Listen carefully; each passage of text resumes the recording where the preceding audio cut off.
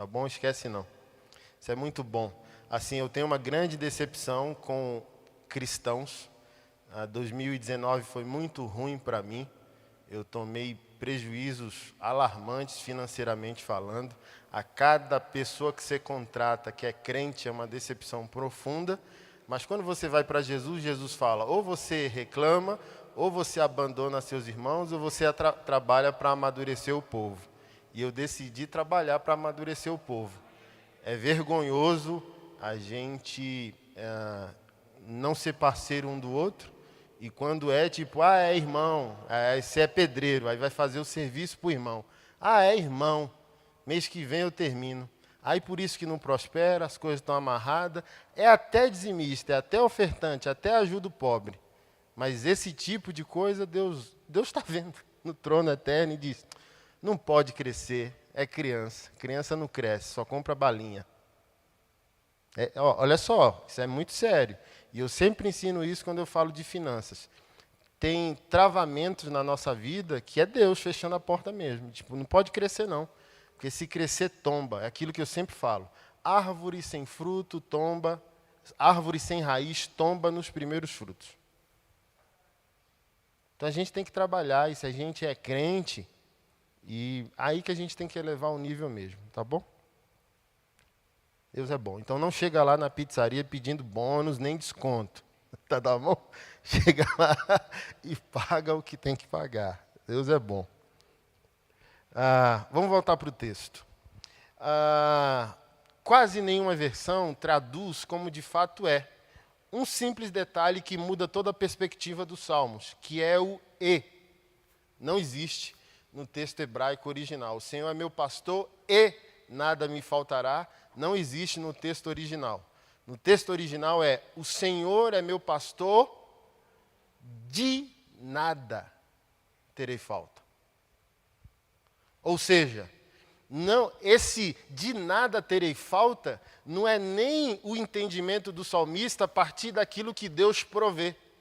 É o entendimento do salmista que Deus preenche a alma humana quando essa alma humana se entrega a Ele. É um nível de saciedade existencial. O Senhor é meu pastor, ninguém pode me alimentar, ninguém pode me preencher, ninguém pode me dar uma resposta. O reverendo Martyn Lloyd-Jones fala sobre isso, que o desviado é uma pessoa esquisita, porque Paulo disse que ninguém pode nos arrebatar do amor de Deus que está em Cristo Jesus, se somos a ovelha dele. E a gente vai chegar lá na hora do cajado e da vara, que são os instrumentos pastorais para o rebanho literal. Então tem momentos que essa ovelha se desgarra, obviamente. Tem momentos que a ovelha humana, ela se enfraquece, ela desvia seu foco, ela perde as suas energias, obviamente. Mas como diz o reverendo Martyn Lloyd-Jones, o desviado é uma pessoa esquisita porque ele provou a verdadeira vida. Ele peca sem graça, você passou, está passando por isso. Que quando você enfraquece, se afasta do Senhor, você peca, você pega com remorso, você não consegue enfiar o pé todo na jaca, só mela o pé na jaca, porque fica sem graça, aí vai para a balada, e o que é que eu estou fazendo aqui? Aí vai tentar pecar. Porque já foi aceso o semáforo interior, sabe? O Espírito Santo já foi dado. E por mais que tu tente voltar a querer comer a comida dos porcos, lembra lá do filho pródigo? Não consegue fazer mais isso com classe. Porque teu espírito renasceu, tu tem dono, tu tem pastor. Olha só, o salmista não falou, o Senhor é o pastor da humanidade. O salmista não disse, o Senhor é o pastor de Israel. O salmista não disse, o Senhor é o pastor da igreja. O salmista trouxe para si, porque ele experimentou as profundezas e as delícias do banquete que só Deus pode pôr. O Senhor é meu pastor. Ele não disse, o Senhor é nosso pastor. Ele chamou para o nível do encontro pessoal. O Senhor é meu pastor. Então ele sabe o que é ter a alma saciada, a alma suprida. Lembra lá do filho pródigo? Ele sabe o que é comer. Quando ele se arrepende, ele monta seu teatro de arrependimento, sua carta de arrependimento, e as suas máximas eram: nem o servo do meu pai vive numa situação dessa. Então, quem experimentou vida, irmão, tem esse anzol na alma, nem na boca, na alma. Experimentou vida. Sabe o que é um banquete? Imagina, você comeu na mesa de Deus. Quem pode saciar você? O nosso pecado, depois de Cristo, é acompanhado por dor, lágrimas, culpa. Vazio, mas vazio esperançoso. Não tem como eu prosseguir no pecado, ficou claro. É aquilo, a safadeza, a ser vergonhice, pode até durar uma noite, mas de manhã vem quase a ressaca existencial, espiritual, moral, tipo, não tenho mais capacidade a descrer, não tenho mais capacidade para a incredulidade. Eu sou um pino redondo num buraco quadrado, eu não sirvo mais para o mundo, eu não sirvo mais para o pecado, eu não consigo. Eu quero me afastar de Deus, mas eu não consigo. Quantos de nós, irmão, não quer abandonar essa igreja que não funciona? No seu sentido universal. Todos nós. Não sei você. Às vezes você é mais santo que eu. Meu pastor, certa vez, chegou no café da manhã e me perguntou: já pensou em desistir hoje? Aí eu falei: pastor é cheio de pegadinha, eu vou provar que eu sou aleluiado. Que é isso, pastor? Está repreendido, aleluia. Serecanta lá manébias. Aí o pastor falou: rapaz, você está melhor que eu penso em desistir todos os dias umas 3 vezes. Que isso, pastor? Oh. Quem nos mantém evangélicos, cristãos, é Jesus. Não é o outro, não é a igreja, não é a massa. É esse encontro pessoal que o indivíduo tem com o Senhor ao ponto de chamá-lo de meu pastor, meu. É esse encontro pessoal que nos faz igreja. É esse encontro pessoal que nos torna resilientes, perseverantes. Por vezes machucados pela própria igreja e pela própria religião, mas que se reinventa, se reconstrói, se reencontra. Eu usava muito a palavra desigrejado, hoje me arrependo, porque eu entendo que às vezes é necessário se afastar da igreja. E o cara não está desigrejado, ele está desinstitucionalizado. É diferente. Ele se afastou do prédio, mas às vezes ele não se afastou de Deus. Mas ao se afastar do prédio, a religião gera tanta culpa que ele conclui que ele também está afastado do Senhor ao se afastar do prédio. E não é a mesma coisa. Quem pode se afastar do Senhor se é a ovelha dele? O salmista diz: eu desço ao abismo e lá tu estás. Oi? Aí você vai para a balada. Oi? Aí você vai para o cinema. Oi? Aí você vai para o boteco. Oi? Onde você for, macho? Até no inferno se você for, ele está lá. Oi? Porque ele é o criador e o preenchedor de todas as coisas. Não há lugar na existência humana que não pertença a Jesus.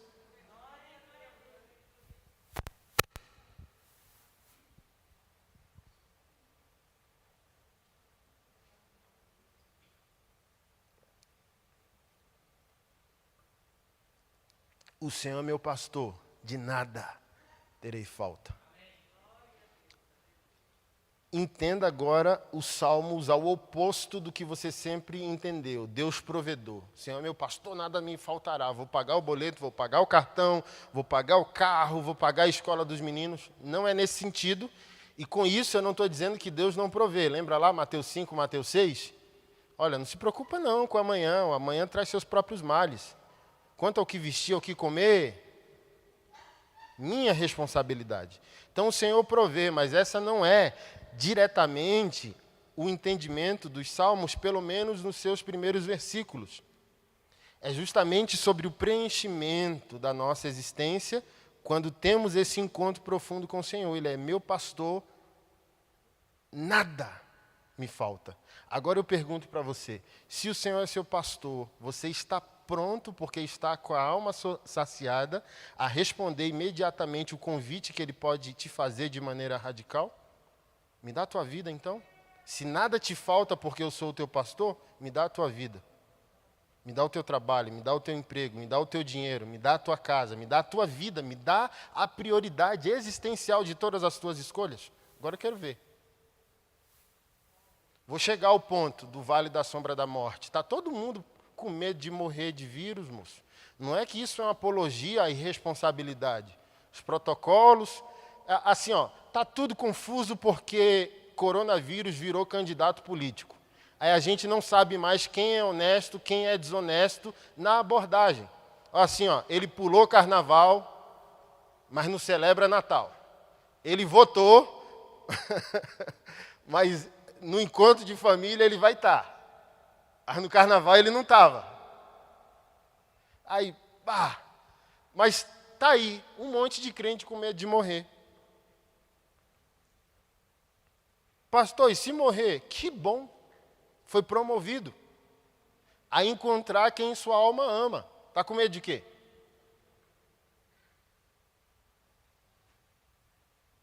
Você não tem que ser irresponsável, mas um cristão autêntico não tem medo da morte, porque a morte não é o fim da sua vida. Ou você não crê no Evangelho, ou está entendendo o Evangelho errado. Então esse pavor da morte, ele não é natural. E não é consequência de gente convicta no reino de Deus. Que a Bíblia diz que não vem com a evidente aparência. É o que acontece, é mais o que acontece dentro de nós do que fora de nós. Se você não tem falta de nada, o Senhor pode tirar de ti o teu tudo, porque Ele é o pastor da tua alma. Não precisa responder para não passar vergonha. Eu me adianto e respondo no seu lugar. 99% de nós aqui não tem o Senhor como pastor porque não tem a alma saciada. Quem paga mais, leva.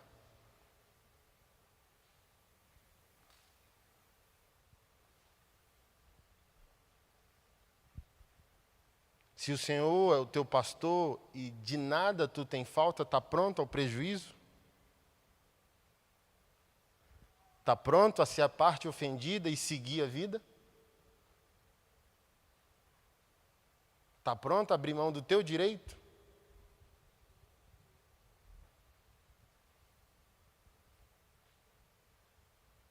Está pronto para fazer do Senhor o centro?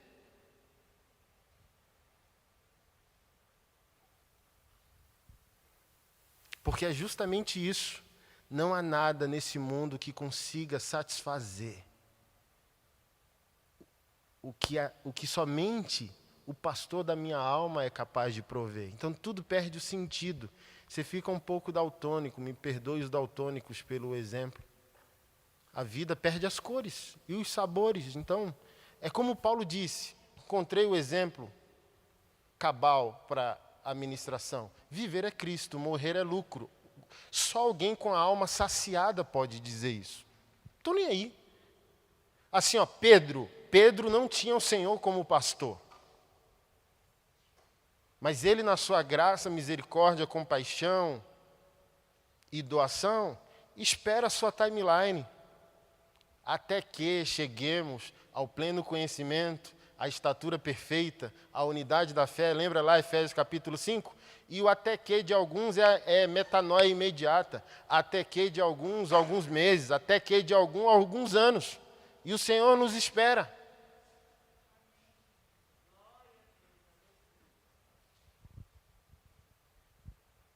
Mas quando você tem esse encontro e sua alma é preenchida, tudo perde sentido.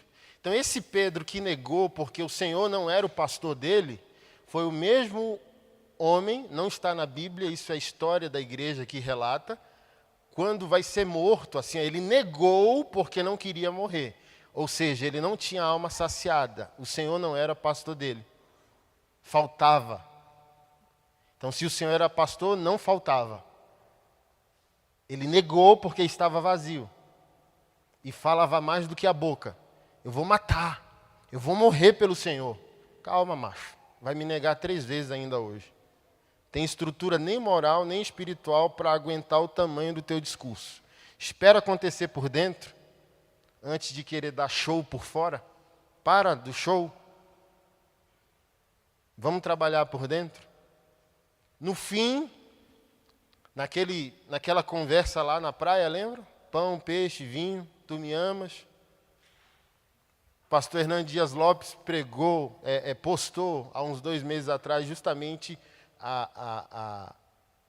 o sentido bíblico, teológico no texto grego original do ágape e do filéu. Então, aquela conversa de peixe e pão na praia era Jesus perguntando, tu me amas? No sentido do amor ágape, que é o amor que nós interpretamos como amor de Deus, ou amor total, ou amor sacrificial. E Pedro respondia, eu gosto de ti. E ele usava a palavra filéu, que é palavra amor também no grego, mas é mais para amizade, coleguismo. Pedro, tu me amas? Jesus, eu gosto de ti. Pedro, tu me amas? Jesus, eu gosto de ti. E gostar de Jesus não transforma vidas.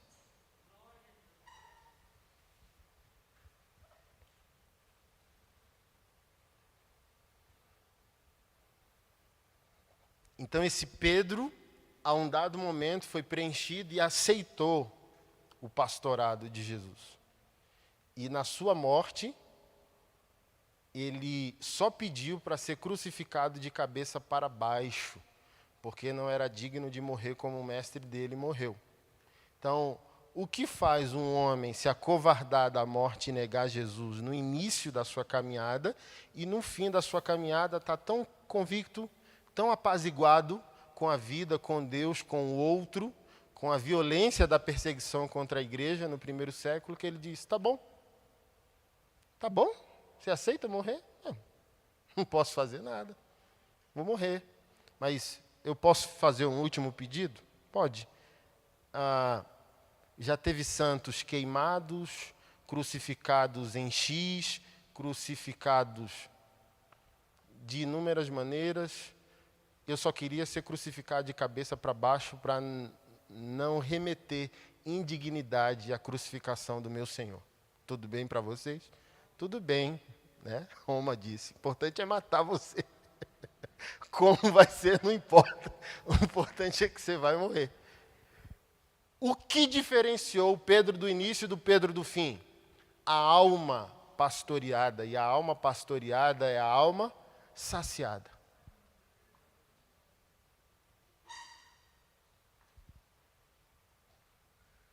Eu não sei se você já alcançou o lugar que eu quero levar você, de felicidade, de satisfação.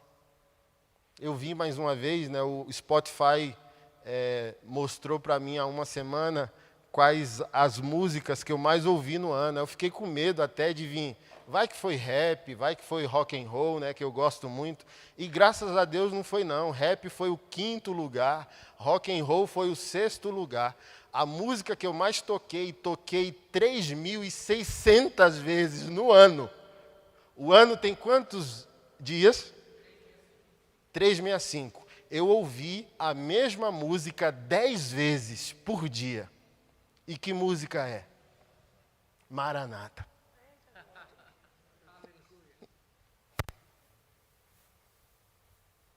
Meu Senhor vai voltar. Meu Senhor está voltando. Minha alma tem expectativa nele. Minha alma está preenchida. Minha alma está satisfeita.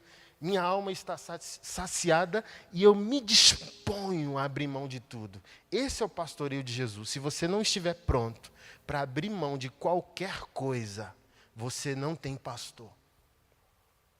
Você só vai para a igreja. Agora, se você tem pastor e o seu pastor é Jesus, a alma é preenchida e disposta a qualquer convite ao sacrifício do teu eu. Você só diz, estou aqui, leve, eu sou teu, faça o saque.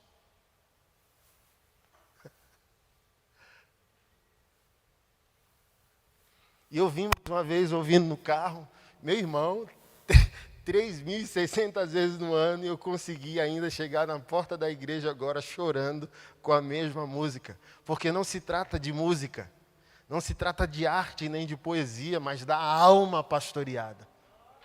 Eu tenho um dono, eu tenho origem, eu tenho fim, eu sou dele, ele é meu.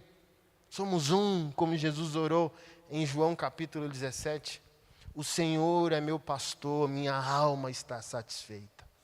Minha alma está saciada. E mesmo que eu peque, como pecou o próprio salmista, é muito rápido o constrangimento. É só o pastor falar. É só o pastor usar a vara e o cajado.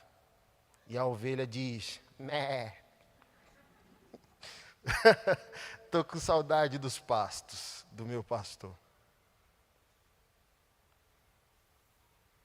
Não vou pedir para levantar a mão, mas muitos já passaram assim, ó, o estranho da balada.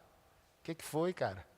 E você lá, assim, ó, John Travolta olhando para a carteira, lembra do meme? O que eu estou fazendo aqui? Você já passou por isso.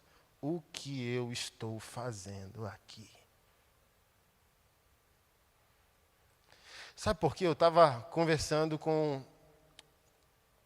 uma pessoa que pediu um discipulado. E a gente foi numa churrascaria, né? Um bom discipulado, aleluia. O bom dessas horas é que pastor não paga a conta. Glória. Mas eu gosto de ser gentil e generoso. Eu pago a conta. Para dar um ensino de semeadura à pessoa. Que honra não é o que você dá a um pastor. Honra também é o que um pastor dá à ovelha. E o bicho tarado, maníaco, né? Sexual, descontrolado sexualmente. E eu já vou no ponto, sua alma não está satisfeita, querido irmão.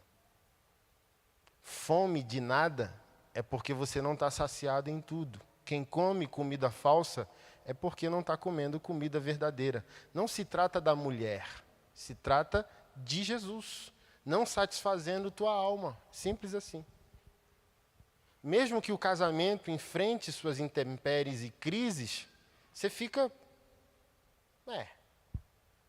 Mas você não se descontrola, porque a alma continua tendo pastor.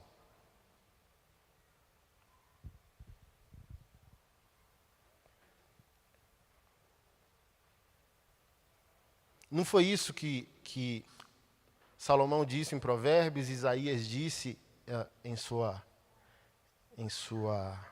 seu livro, de que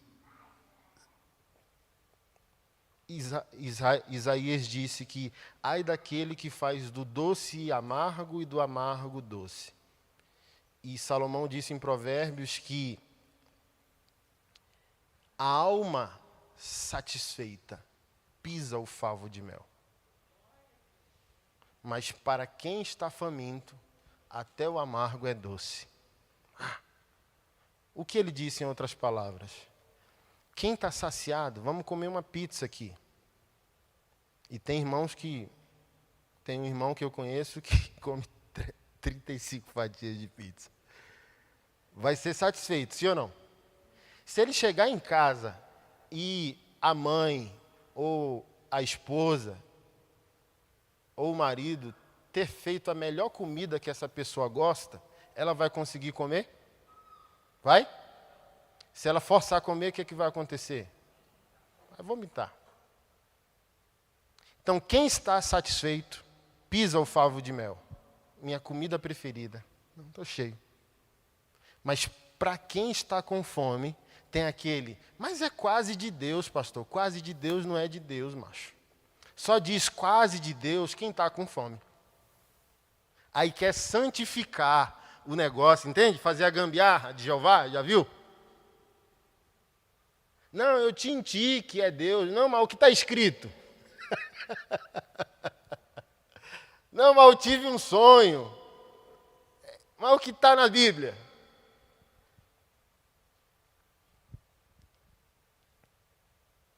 Se o Senhor é o teu pastor, tu é disposto a abrir mão de qualquer coisa, se Ele for louvado nessa situação.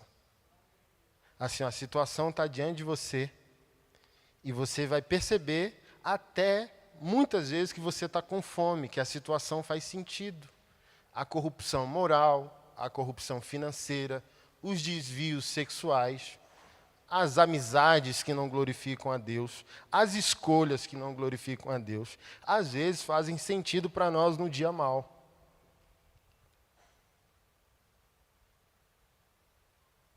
Mesmo que você não esteja sentindo a satisfação, porque isso vai acontecer, por isso o salmista disse o que em um dos seus salmos? Restitui em mim a alegria da tua salvação. Então, crise, pressão, problemas atrás de problemas vão esvaziando o tanque. E às vezes a gente vai dirigindo com o tanque vazio da fé. Então tem momentos mesmo que a gente se sente desamparado. Onde está Deus? O salmista passou por isso. Levanta-te. Quantas vezes? Eu ficava abismado. Eu dizia, esse salmista não tem medo de morrer, não? Quando eu estava no primeiro ano da fé. Porque tem salmos que o salmista dizia, levanta-te, Senhor. Como que tu aceitas a afronta do fulano, do beltrano, do ímpio? Tem uns salmos, eu não sei se de Davi, diz, quebra os dentes dos meus inimigos, faze justiça. Até quando me negarás justiça? Até quando esconderás a tua face de mim? Então tem momentos que a alma está desacalentada. Mas mesmo assim, se você é ovelha, você ainda vai ter o parâmetro do o que Jesus ganha com isso. Em que, nessa situação, Jesus é glorificado. Então, quer você esteja forte ou fraco, capaz ou incapaz, o sentimento conectado à glória de Deus ainda é muito bom. Porque tem dias, irmão, que de fato a gente não consegue lutar. Mas por causa do fato que o Senhor é o nosso pastor, a gente só coloca a mão sobre a cabeça e diz, pode bater, vida, pode bater, diabo.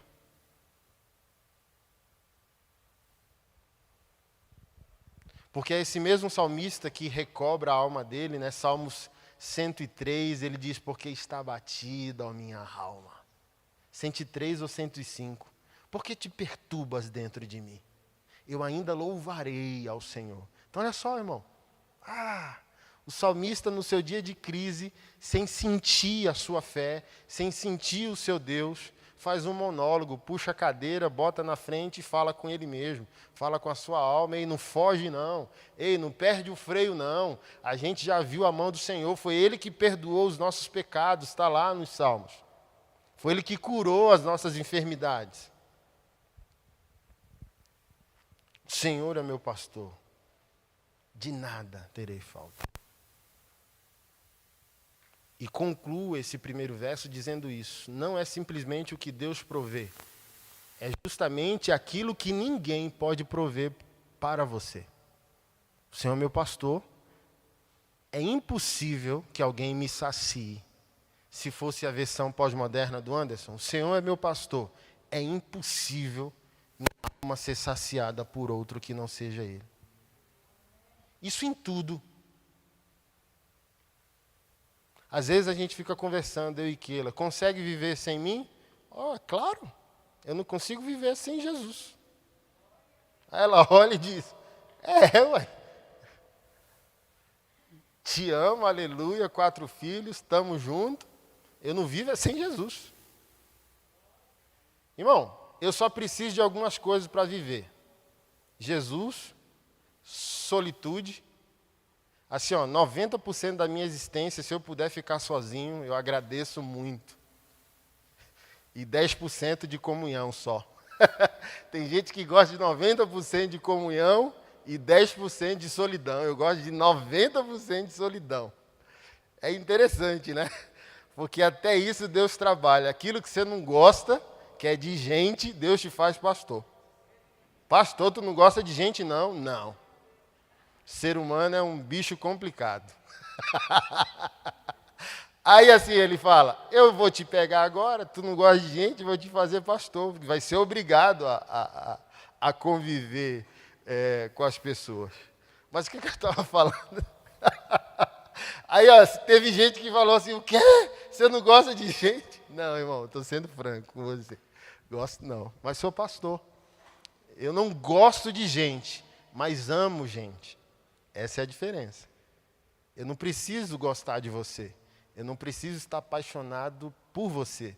Meu débito a você é o amor de Jesus. Eu te devo amor. Então, mesmo se eu não gosto, assim, ó, vamos lá, vamos trazer para a política. Bolsonaro, Lula, dou esse exemplo. Ah, sou bolsominion. Ah, sou Lula livre. O que é? Assim, ó, não precisa estar apaixonado pelo outro polo político e nem precisa gostar. Mas se precisar amar, e você é crente, já era.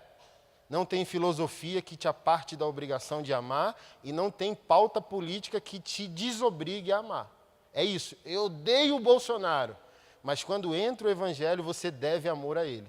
Eu odeio o Lula, mas quando entra o evangelho, você deve amor a ele. Evangelho, irmão, não é coisa para gente com estômago vazio, estômago fraco. Evangelho é coisa para gente de estômago forte, ou que pelo menos quer fortalecer esse estômago aí. Porque a Bíblia diz que o amor é sem parcialidade. Ah, quero amar os iguais. Não, não vai ser assim. E a partir dos Salmos 2, o salmista começa a falar sobre a reverberação do pastoreio. Porque a alma dele não pode ser saciada por outro. Porque quando ele aceita ou repousa no pastoreio de Jesus, diz, ele me faz repousar em verdes pastos. É por isso que João reclamou, uma das 7 cartas que ele escreveu é, eu sei que você permanece fiel e não negou o meu nome, mas eu tenho contra ti que você deixou o seu primeiro amor. Isso é muito forte. Porque o que ele está dizendo, não adianta ser ortodoxo, ser bíblico, sem um encontro que desmantela o caboclo. Sem um encontro que envolve as emoções, as afeições, que faz a lágrima escorrer com facilidade, sabe? Que assim você fala, aquele é meu inimigo, mas quando você adora, todo aquele rancor, ódio que você tem pelo outro se desfalece diante da cruz, diante da adoração. Então isso aqui é muito forte, é Ele pastoreando a minha alma que me leva para o alimento certo. Ele me leva a descansar em verdes pastos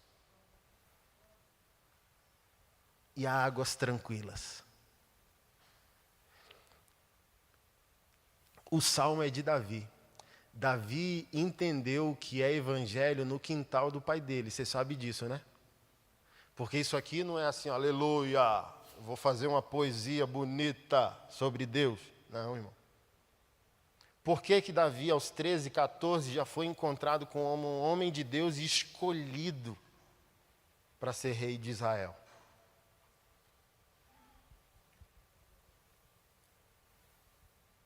Porque o Senhor rejeitou todas as escolhas do homem de Deus na casa de pai de Davi, e até o pai de Davi esqueceu dele mesmo. Porque o que importa para Deus não acontece por fora antes de acontecer por dentro. Tem rei nessa casa. Não, mas não. Os que têm aparência de rei já passaram na tua presença. E o menino se fez rei no quintal do pai, pastoreando as ovelhas animais do pai, sabendo que um verdadeiro pastor não conduz a ovelha para o erro, para a morte. Ele mesmo, como pastor de ovelha, ele diz, olha, já matei urso, já matei leão, para proteger a ovelha. E ele, como pastor, sabe que um verdadeiro pastor sempre conduz o rebanho à vida e nunca à morte. Tudo aquilo, irmão, mesmo as aflições que Jesus impõe a nós, o fim é mau, o fim é a nossa destruição. Não. O mal que ele nos impõe, sim, eu vou chegar daqui a pouco no cajado e na vara. Não é coisa boa, não. Às vezes, Deus é teu opositor. Eu sempre gosto de usar poeticamente o oposto do verso bíblico. Se o Senhor é por nós, quem será contra? Romanos 8? Alguém recorda? É isso? O oposto disso é: se o Senhor for contra nós, quem poderá ser por nós? Tem problemas na nossa vida, irmão, que não foi o diabo e nem o mundo. Foi Deus. Por amor, por incrível que pareça.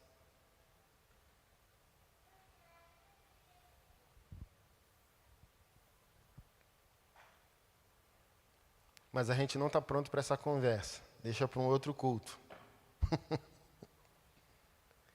Verso 3, ele renova as minhas forças e me guia pelos caminhos da justiça. Por isso que eu falei para você que ter o Senhor como pastor não é somente o foco na sua provisão, mas o foco na provisão que não te podem dar. Porque é Jesus pastoreando você que a alma e a força é renovada e ele guia você em todo o caminho de justiça. Por isso que é raro nós nos tornamos uma igreja institucional, sem pastor, sem pastoreio de Jesus, focado nos métodos, focado nas estruturas, mas que não celebrou o pastoreio da alma. Sabe por quê? Porque a gente é patente a nós. Eu vi isso nos contratos. Eu contratei um cara e quando você vai lá e contrata um cara, montador de móveis, pedreiro, pintor, geralmente os caras têm salmos no status do WhatsApp, sabe? E esse cara, montador de móveis, tinha. E assim, eu sou um promotor de pessoas. Eu amo dar meus ombros para as pessoas subirem e serem o melhor. Mas assim, gente sempre mal intencionada se dá mal assim, Pastor, por que tu fez de novo se alguém cantou a bola? Não, eu não quero ser o oposto de alguém que crê no ser humano. Eu não quero ser o malandrão gospel, entende? Olha aquela pessoa e ficar... Não, faz mal para a alma, faz mal para a pureza do coração.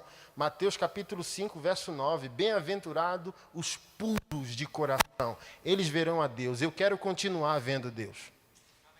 Então eu não quero ser um desconfiadão, eu não levo desaforo para casa. Não, eu quero ser enganado. O evangelho é se dispor a ser enganado, crucificado, maltratado, insultado, traído, enganado.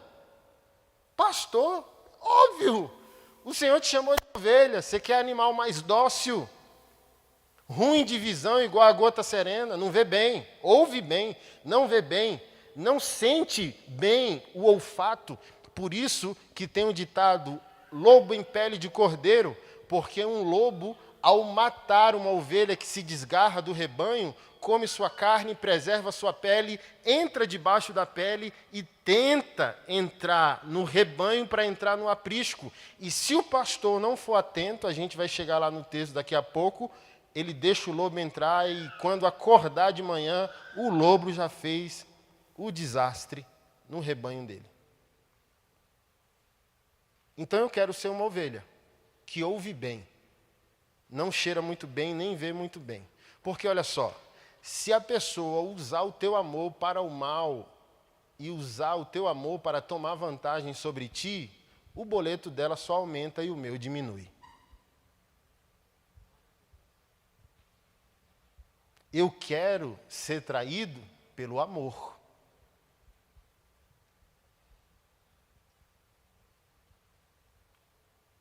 Mas vamos lá, o cara foi montar os móveis lá de casa.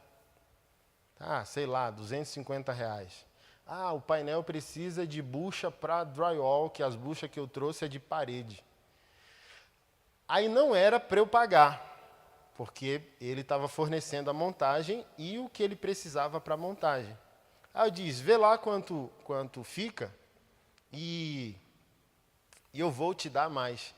Na hora que eu disse, eu vou te dar mais, assim, ser crente é luxo, moço. Ser crente é top. Na hora que eu disse, eu pago, o Espírito Santo disse, ele vai te enganar. Mas pode deixar quieto.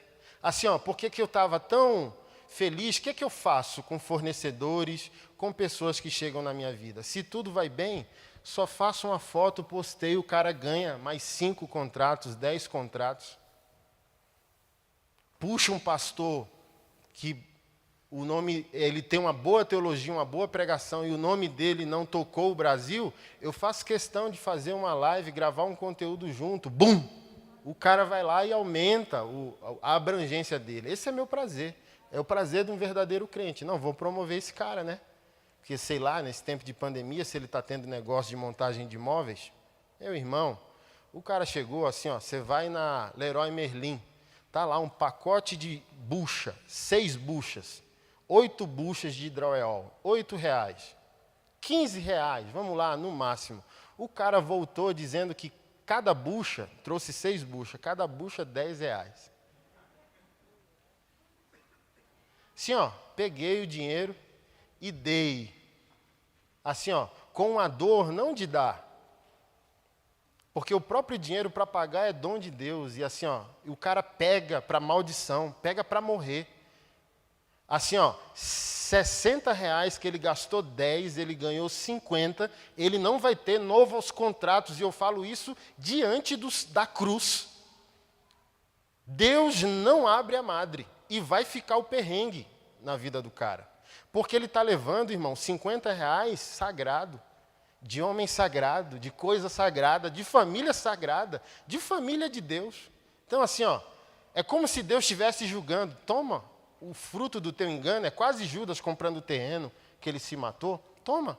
E aquilo mata o cara, porque é o lucro da mentira. Provérbios diz, o lucro enganoso e desonesto parece saboroso no início, mas no fim é como se você estivesse mastigando areia. Já mastigou areia?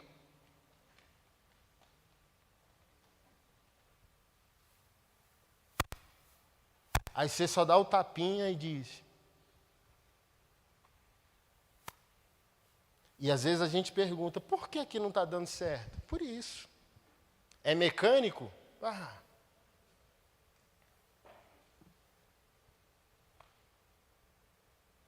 Esses dias que eu fiquei sabendo, irmão, assim, você vai na boa fé num seminovos, e assim, eu achava que a questão do velocímetro, tacômetro, né, mais comum nos caminhões, era coisa do passado, que os caras poderiam adulterar. E o dono de uma loja falou que nada, pastor, até hoje, mesmo sendo digital, os caras vão lá e adulteram. Então, você vai ali comprar um seminovo, ó, 60 km rodado, e às vezes já tem 150. E essa pessoa que me falou isso, falou, eu tomei uma decisão. Minha empresa é uma igreja, tomei a decisão, meu critério para escolher funcionários é cristocentrismo, verdade, honestidade, abrir mão, pastor, de todo tipo de gambiarra, de todo tipo de acordo, de sujeira, e minha loja não para de prosperar durante a pandemia. Amém, amém. Glória a Deus. Aí a gente, ai, Deus. Não, Deus não vai. Nenhuma verdade procede da mentira, a Bíblia diz. Não vai para frente. E quando o Senhor é pastor, é fácil abrir mão. Quando é difícil abrir mão, é porque a alma não está pastoreada. Quando a alma está pastoreada e ficou claro, caramba, o que eu estou fazendo é errado, você fala, eu sofro dano. Vamos falar dos impostos? Quem aqui é empreendedor, empresário? Se não pagar, não prospera. Mas é injusto? Infelizmente é. Mas você não está nos Estados Unidos, você está no Brasil. Não pagar dá muito ruim com Deus. Porque ele falou por meio da palavra dele o que espera de nós. Romanos capítulo 13. Imposto a quem imposto?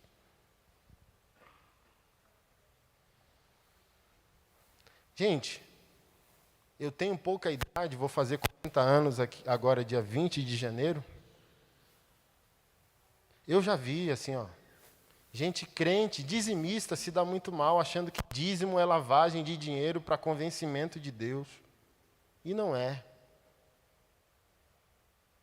Assim, ó, já fechei contrato com os irmãos dizendo com nota ou sem nota? Com nota. Não, mas sem nota, não tem, irmão, sem nota por causa de qualquer coisa. É com nota, não é o que a Receita pede, não é o que o fisco pede, é com nota, não tem para nós assim, ó. é sofrer o dano e alegrar o que Deus determinou por meio da sua palavra, e não vai faltar no azeite não, irmão. Então a gente fala, ó, se eu controlar o negócio, vai dar certo. Vai dar não, moço. Vai para o banco do carona. Deixa Deus ser Deus na tua vida e fazer o que Ele sabe fazer. Mas a gente quer ser o espertão, a gente quer ser mais sabido do que Deus.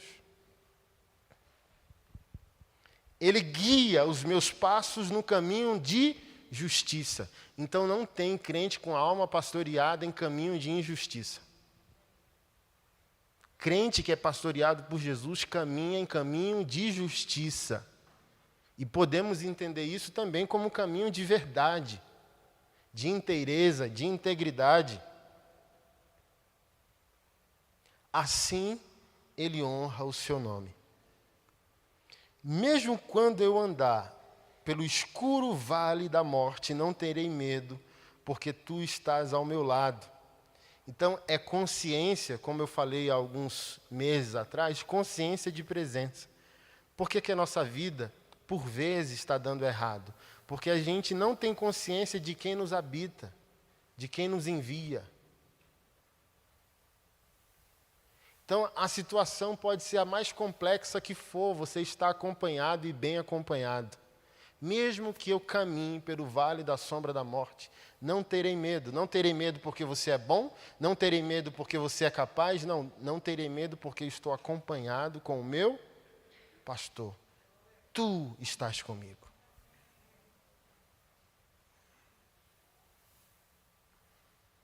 Aí eu chego numa parte boa.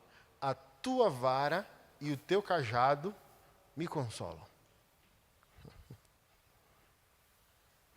Por isso que tem um lado mal de Jesus, aspas bem grande, que a igreja moderna não aceita. Deus é bom, aleluia, só o bônus, sem o ônus.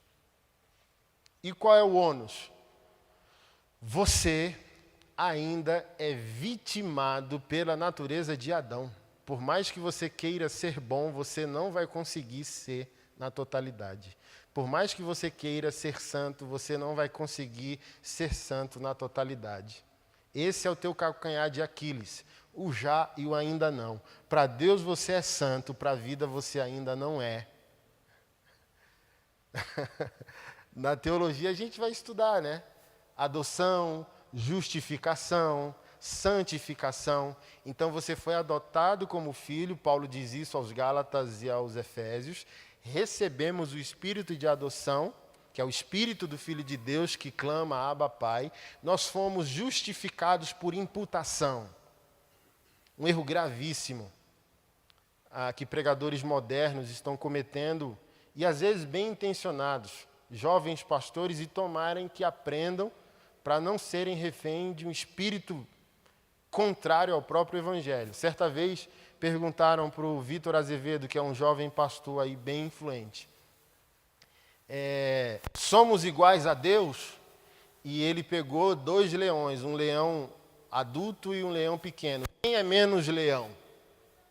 Aí para ele respondeu existencialmente, espiritualmente, filosoficamente, teologicamente, tudo. E ele peca a não entender nem Bíblia e nem teologia, de que nós não somos filhos naturais de Deus. Nossa condição não é in natura. Não nascemos filhos de Deus, nascemos criatura de Deus. A única possibilidade de nos tornarmos filho, e mesmo assim não de maneira natural, porque é impossível ser filho de Deus de maneira natural, a Bíblia foi clara. Só existe um unigênito, só uma pessoa é filho de Deus. Só uma pessoa é portador do caráter de Deus, da natureza de Deus, da essência de Deus, do DNA de Deus, Jesus, que se tornou primogênito entre muitos irmãos. Então, a graça que há em Jesus nos adota como filhos. Mas não há uma transferência de essência divina a nós. Então não há menos leão ou mais leão. A sua adoção e as suas virtudes espirituais são imputadas. É um termo jurídico, ou seja, o que significa imputar? O que você vai receber não tem origem em você. Isso é imputação.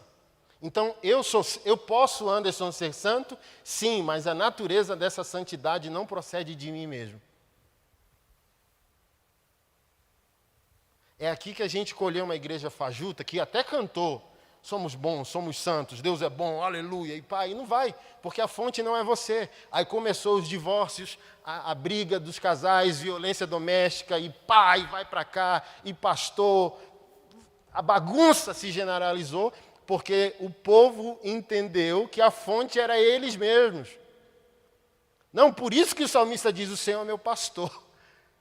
De nada terei falta. Porque ele é a tomada. Então, se a minha vida estiver plugada a Ele, minha alma é saciada, mas Ele é a fonte, não eu. Eu sou o aparelho. Ele é a energia.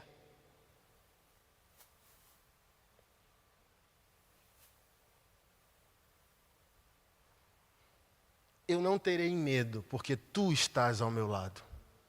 Essa noção de consciência resolve o pecado. Resolve o pecado. Resolveu na minha vida e eu não sou melhor que você.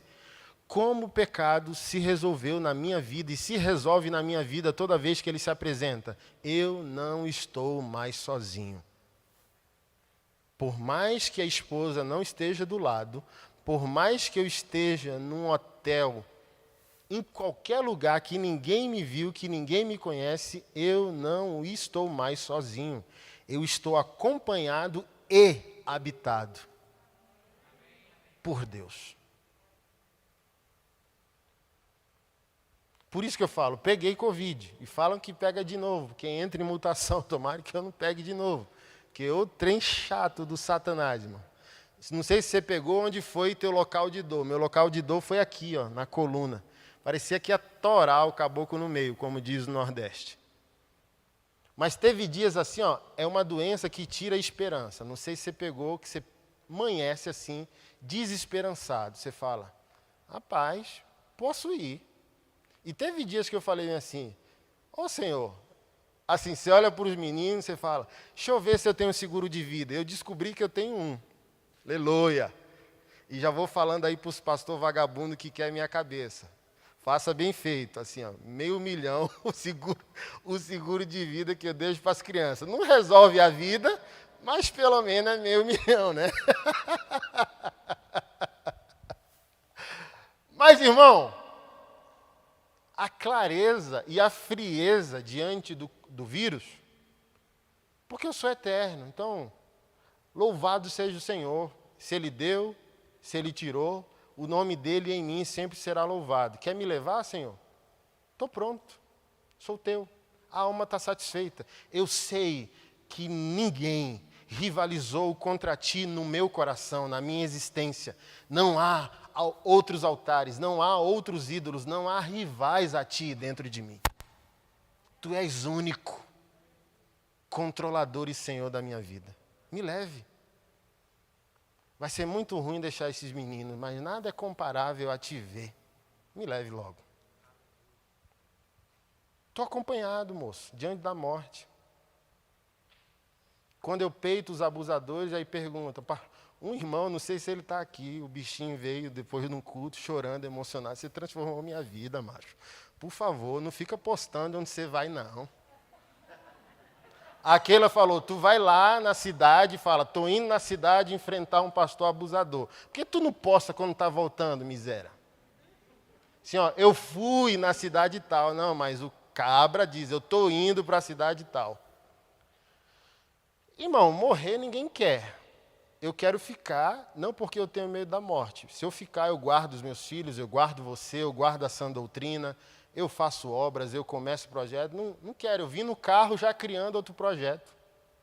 Hoje eu fui pegar uma bicicleta minha, que estava no concerto, e pensa num cara maluco que consertou minha bicicleta. O cara faz carro, moto, helicóptero, o cara é MacGyver, pega uma caneta e faz uma bomba. E falou, pastor, vamos fazer uns projetos? Bora! E a gente vai fazer uma oficina de moto ano que vem, vai pegar a molecada marginal de Samambaia e recuperar a vida dessa molecada toda. Então, eu não quero morrer porque eu sou útil. Mas se morrer, Eu não tenho medo não, moço. Da bala de ninguém, não. Tenho medo de Deus. De Deus eu tenho medo. Diz, ó, não tema aquele que mata o corpo. Diz, tema aquele que pode matar a alma. E não é o diabo não, é Deus. Desse eu tenho medo. Eu não quero chegar diante de Deus como um miserento, pastor, malandro. Eu não quero chegar diante de Deus como um mentiroso. E eu não quero chegar diante da eternidade, muito menos como covarde. Eu gosto de falar quando eu estou ensinando os homens. Vira macho, moço, te apruma. Não é salvo assim, ó, fechando a porta e o caba... Opa! Não, moço, vive uma vida digna, cachoeira, te apruma. Vive uma vida digna do teu Deus.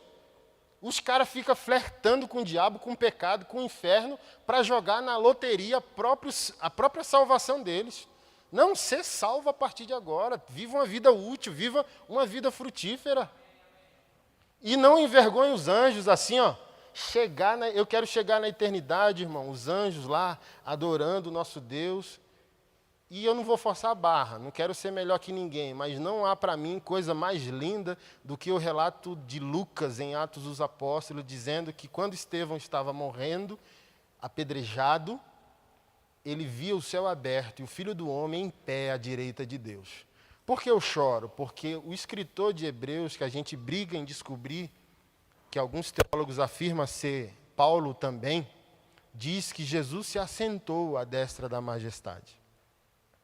Mas Lucas disse que Estevão via Jesus em pé.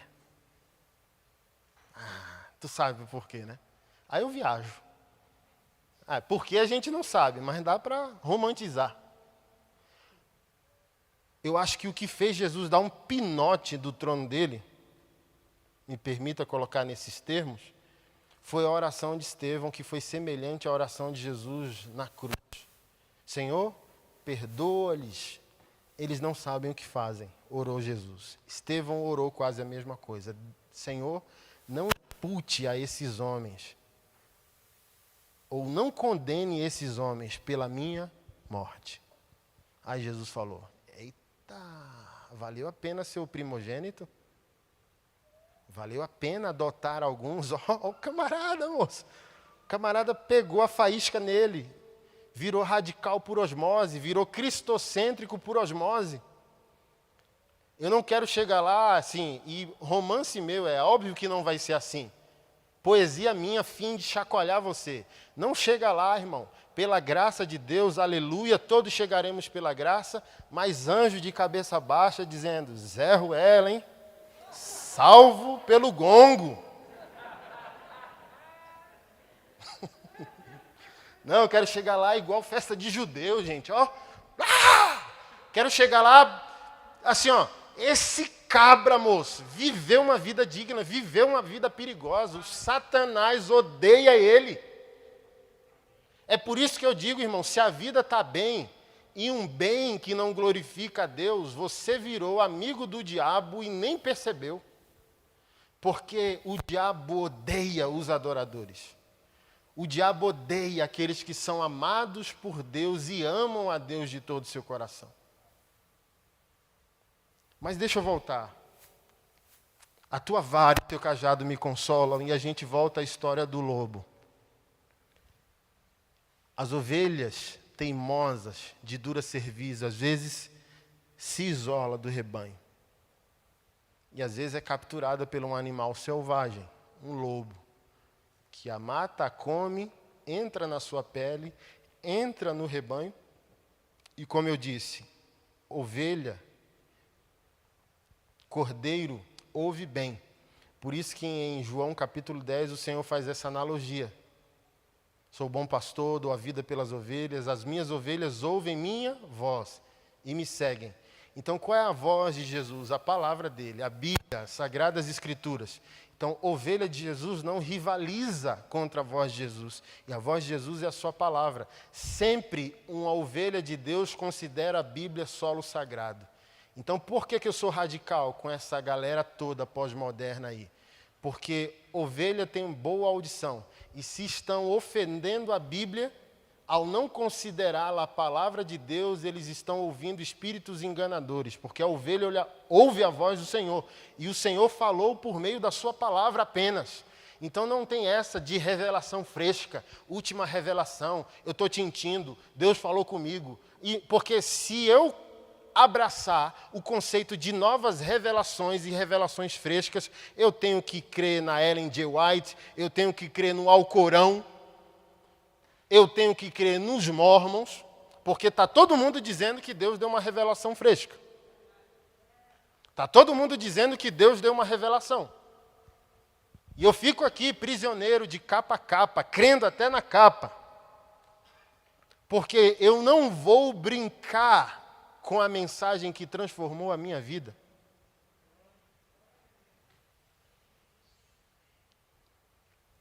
Na porta do aprisco, assim, a coisa mais linda, eu sempre peço para dar um Google, dar um YouTube quando chegar em casa. Pastor chamando ovelha. Eu acho que vai aparecer algum vídeo, só põe lá. Pastor chamando ovelha. É emocionante. Jesus não dá ponto sem nó. Tudo aquilo que ele disse porque entendia que seria o melhor exemplo. Por que ele chamou a gente de ovelha? Porque ele saberia que quem tivesse o entendimento ia ficar aleluiado. Meu Deus, que magnífico é o meu Senhor. Não há coisa mais linda que ver um rebanho animal sendo conduzido por um pastor. Por isso que Jesus disse em João 10, as minhas ovelhas ouvem a minha voz e me seguem. Eles não ouvem a voz do estranho.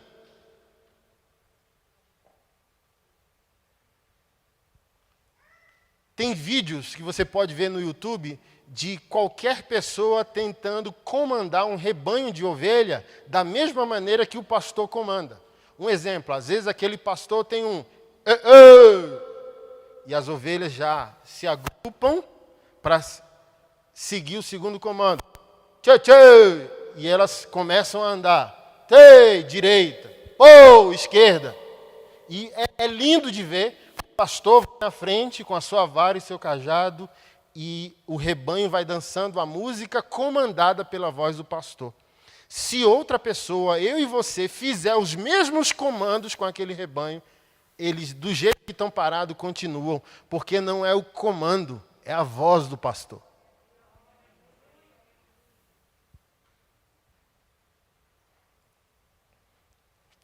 E esse pastor, ao voltar dos pastos verdejantes e das águas tranquilas, a qual levou o seu rebanho de dia para comer, beber e descansar, precisa voltar com esse rebanho para o aprisco das ovelhas. Lê depois João capítulo 10. Mas esse pastor precisa ficar na porta para usar o quê?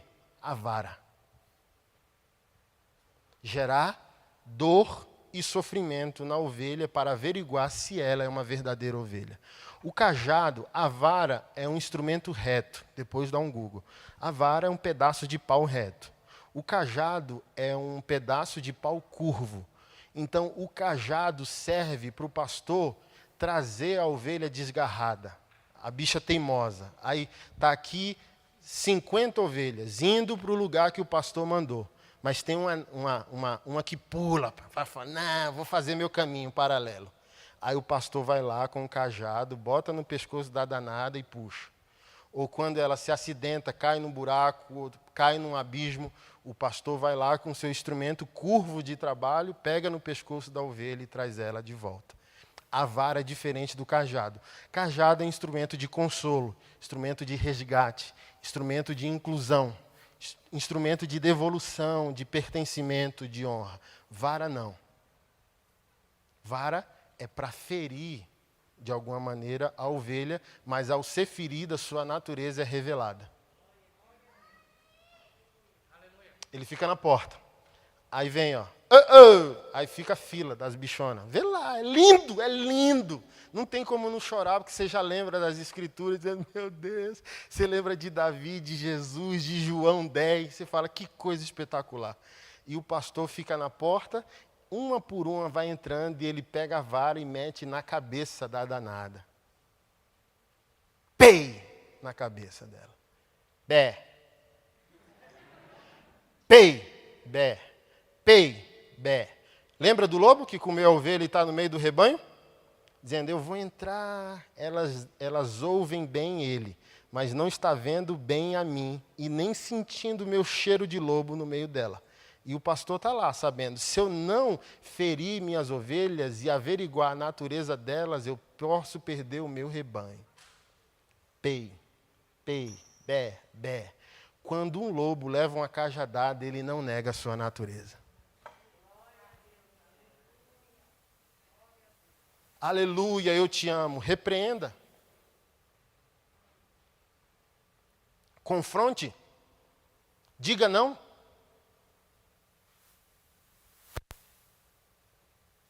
Provérbios disse, leais são as feridas feitas pelo que ama. Não sei se tem conexão com isso, mas os inimigos multiplicam beijos. Então, amor não é confirmado pelo sim, amor é confirmado pelo não. Quem é pai e mãe aqui sabe do que eu estou dizendo e concorda comigo.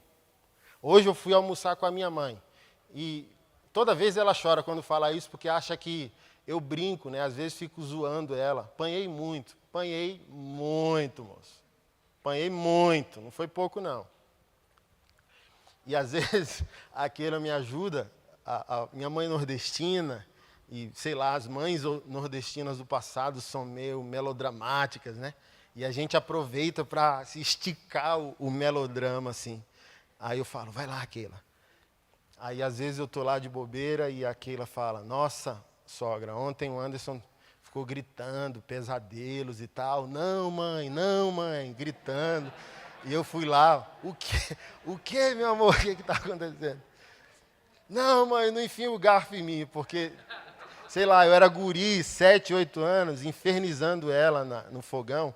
Ela virou com um garfo e me deu uma garfada nas costas, enfiou o garfo em...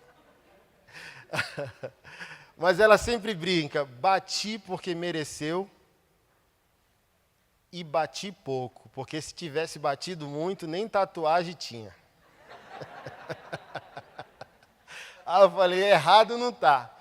E onde que nós concordamos? Onde é um ponto de convergência? É óbvio, ontem eu dei um tapa, fomos no restaurante, dei um tapa no filho menor, dei um tapa no filho maior, mas já prometi ao filho maior dizendo, olha, eu não gosto, é deselegante e é te tratar como um moleque. Tu é moleque? Moleque é o teu irmão com 6.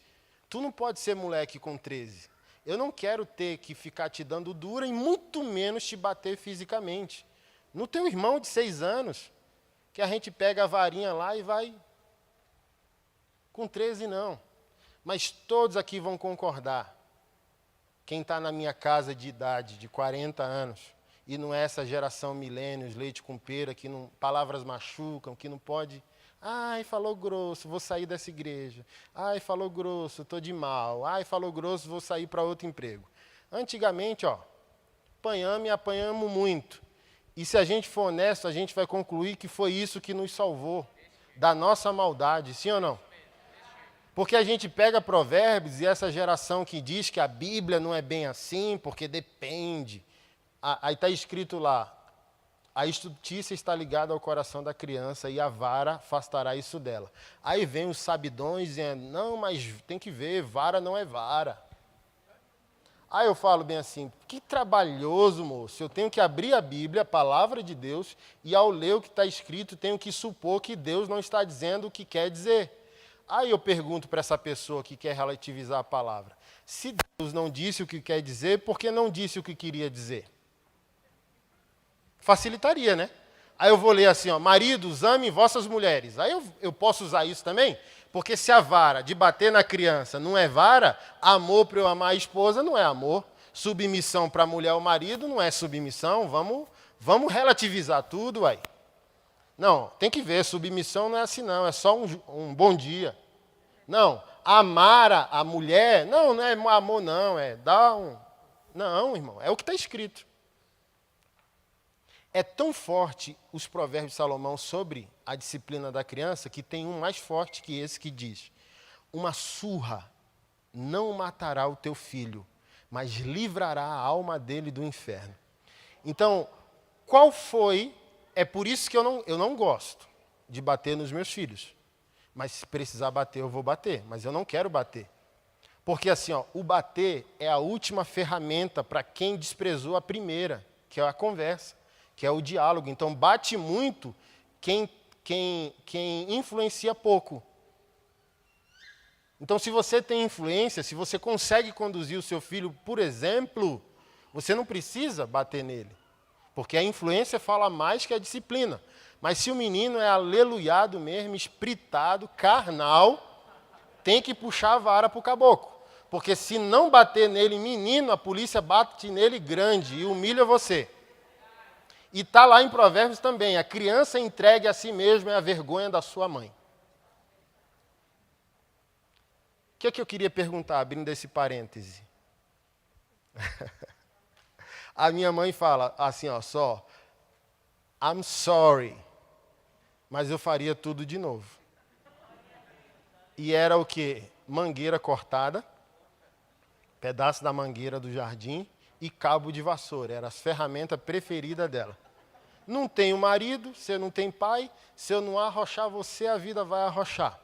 Meu irmão acabou de voltar de Maceió, nossa terra, de novo. E o meu coeficiente da morte dos meus amigos não é extremismo, é real. 90% deles morreram. Mais de 90%. E por que morreram? Porque a alma não tinha pastor e a vida não tinha pai nem mãe. Entregue a si mesmo. Então, a vara, irmão, é para revelar a nossa natureza. Então, olha só, se a tua mãe te bate, tu vai bater nela? Tua natureza é revelada na repreensão que você sofre. Então, um pai e uma mãe batendo no filho é para filho baixar a cabeça. Deus batendo no seu povo, não é para o seu povo se rebelar contra ele, é para o povo humilhar, entender porque Deus não está dialogando mais. Porque a ausência do diálogo é o fim da paciência, irmão.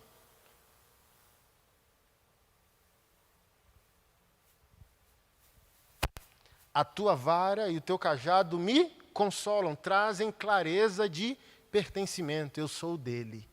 Eu sou dele. Provérbios disse isso, que aquele que está sem repreensão não é filho, é bastardo. Que todo filho será repreendido. Todo filho de Deus passará por vales didáticos que não são do diabo, são do próprio Deus. Para quê, pastor? Você que tem que responder.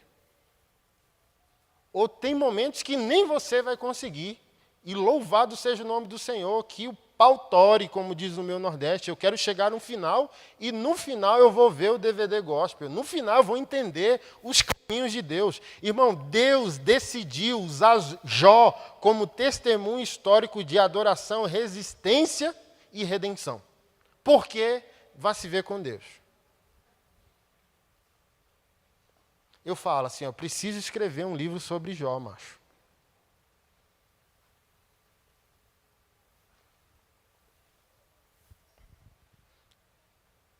A vara e o cajado consolam porque trazem clareza de identidade. Eu sou filho, e se sou filho, constantemente sou repreendido porque não sou perfeito. Como que você não quer repreensão se você não é perfeito? Você não seria repreendido se fosse perfeito, e você não é. Se você não é perfeito, você precisa ser repreendido. E o salmista, ele vai concluindo o seu salmo falando sobre as concretizações do pastoreio.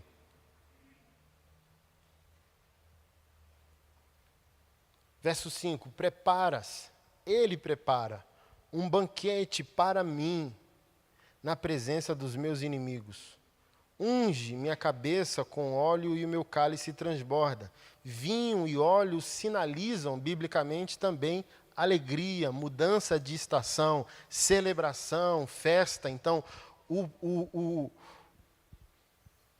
prumo, desde a saciedade da alma do salmista, no verso 1, ao passar pelos vales da vida, ao passar pelas correções do Senhor, tudo isso averigou o homem interior do salmista e gerou um novo homem dentro dele. E o fim de toda essa repreensão, vale, tribulações momentâneas e saciedade da alma é levar o salmista a uma conclusão de vida.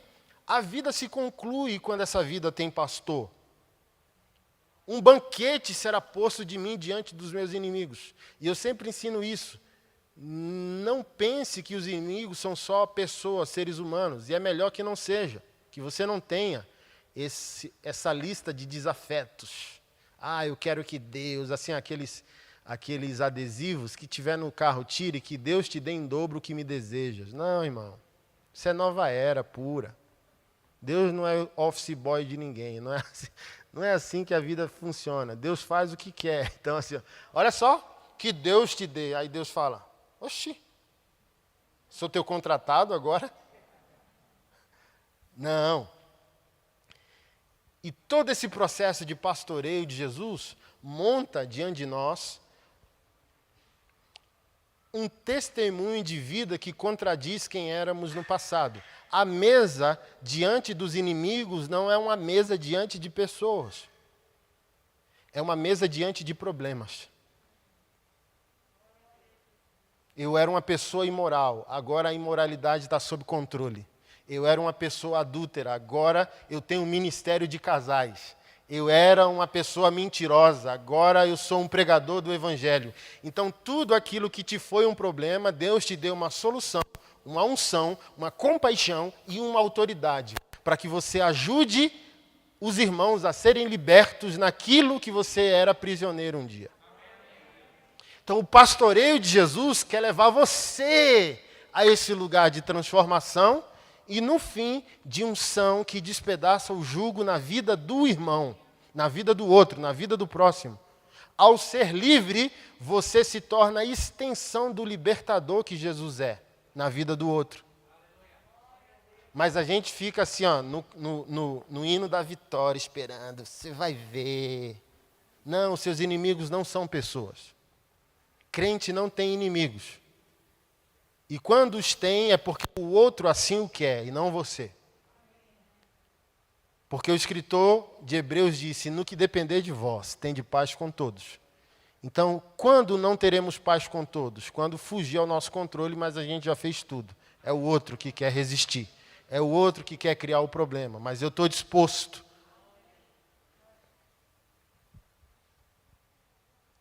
Certamente a bondade e o amor de Deus me seguirão todos os dias da minha vida.